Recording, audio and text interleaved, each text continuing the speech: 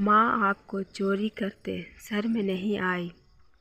माला जी रसोई घर में अपने पति सौरभ के लिए चाय बनाने जा रही थी। तभी डोर बेल बजी और वो दरवाज़ा खोलने चली गई। जब दरवाज़ा खोला तो सामने बेटे और बहू खड़े थे। माला जी उनको देख थोड़ा आश्चर्यचकित हुई। बेटे और बहू ने नमस्ते कहा तो उन्होंने जवाब देते दरवाजे से हट उनको अंदर आने को बोला। वो पति के कमरे में गई।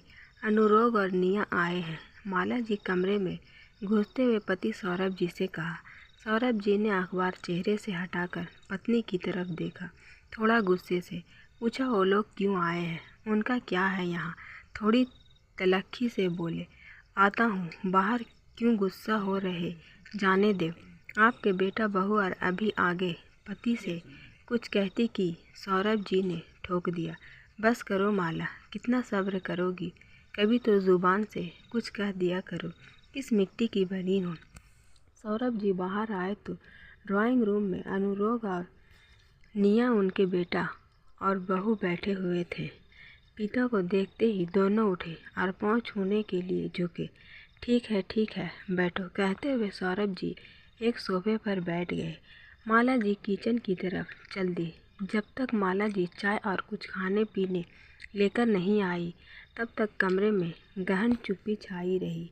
माला जी ने ही पूछा, और सब ठीक है? आज 5 साल के बाद हमारी याद कैसे आ गई? अनुरोग ने पहले माँ की तरफ देखा, फिर पापा की तरफ देखा और बोला, याद तो मम्मा बहुत दिनों से आ रही थी, पर हिम्मत आज ही कर पाए हैं आपके सामने आने की। और अनुरोग अचानक उठकर पापा के पास गया और उनके पैर पकड़कर बिलक उठा। निया ने मुंह नीचे कर लिया, उसकी भी आंखों में नमी थी। सौरभ जी ने कुछ नहीं कहा। माला जी की आंखों में आश्चर्य था। कुछ पूछती कि अनुरोग की आवाज़ आई, पापा थैंक यू। शब्द बहुत छोटा है, पर आज आपकी वजह से ही मैं सिर उठाकर सबका सामना कर पा रहा हूँ। अगर आपके वक्त पर हमारी सहायता न की होती, 35 लाख न दिए होते तो पापा आज मैं जेल में होता। माला जी ने चौंक कर पति की तरफ देखा। 35 लाख कब दिए, क्यों दिए, ये मुझे नहीं पता और आपने मुझे बताया भी नहीं।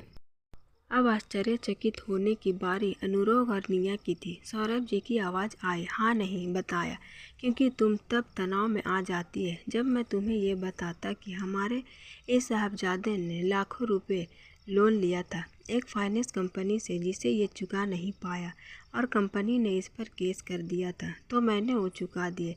बस नहीं पापा, बस नहीं, आपको नहीं पता आपने हमारे लिए क्या किया है। जब सब ने हमारी सहायता करने से मना कर दिया तब आपने ही बिना कुछ बताए हमें इस मुसीबत से निकाला। मैं और निया आज उसी के लिए आपके पास आए। हम दोनों ने आपके साथ जो किया उसके बाद भी आपने हमारी सहायता की, और हमारा सर झुकाने के लिए काफ़ी है। हम माफ़ी मांगने आए हैं, आप दोनों प्लीज़ हमें माफ़ कर दें। जो हुआ उसे भूल जाएं, आगे से ऐसी गलती फिर नहीं होगी। हम फिर इकट्ठे रहेंगे, आपको शिकायत का कोई मौका नहीं मिलेगा।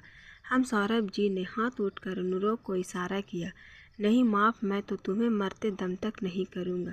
तुमने मुझे कुछ कहा होता तो शायद मैं सह भी लेता, पर तुमने और तुम्हारी बीवी ने अपनी इस माँ पर सोने के कंगन की चोरी का इल्ज़ाम ही लगा दिया।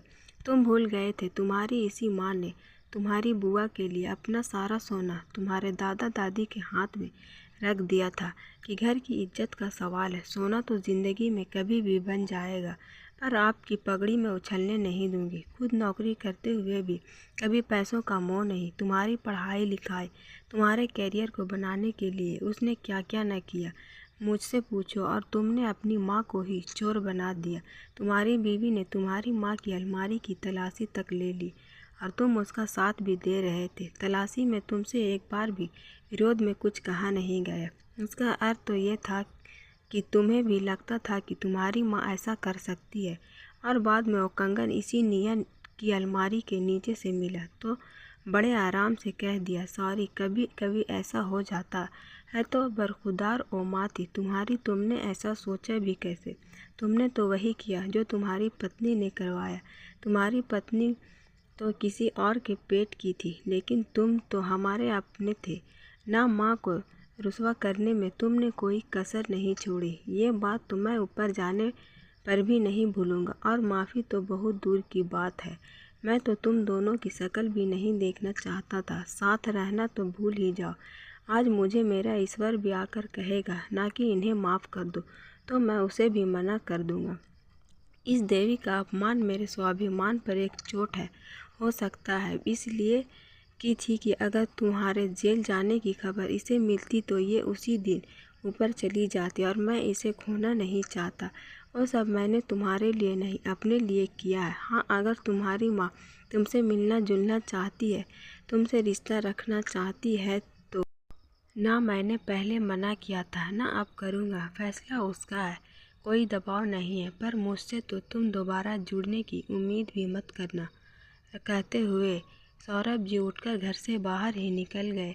अनुराग ने माँ की तरफ देखा तो माला जी बोल उठी, बेटा शायद तुम्हें ये बात कभी नहीं समझ आएगी, पर जब तुम खुद बाप बनोगे तब समझोगे कि औलाद का एक गलत कदम ही माँ बाप को तोड़ने के लिए काफ़ी होता है।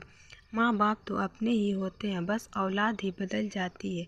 कमरे में चुप्पी का ये आलम था कि सुई भी गिनती तो आवाज़ हो जाती। माला जी भी कमरे से निकलकर अपने कमरे में, क्यों कि बेटा और बेटी की मोहब्बत अपनी जगह, लेकिन उनकी भी कोई इज्जत थी अपनी नज़र में। अगर आज वो बेटे को माफ़ कर देती तो खुद की नज़र में कभी उठ नहीं पाती। निया और अनुराग भी उठकर अपने घर चले गए। अब उनकी यही सज़ा थी, माँ बाप की माफ़ी के बिना ज़िंदगी गुजारनी है। बच्चों को अपने माँ बाप को कुछ कहते हुए सोचना चाहिए। जो माँ हमें हर धूप छाँव से बचाती है, हमें उनको चोर कैसे बना सकते हैं।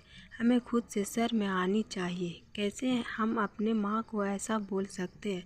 हम बच्चों को थोड़ा सोचना समझना चाहिए। कुछ कहते हुए माँ बाप वो हस्ती है जो कभी अपने बच्चों का बुरा नहीं चाहते हैं, तो हम बच्चे कैसे माँ बाप के अपशब्द इस्तेमाल कर लेते हैं।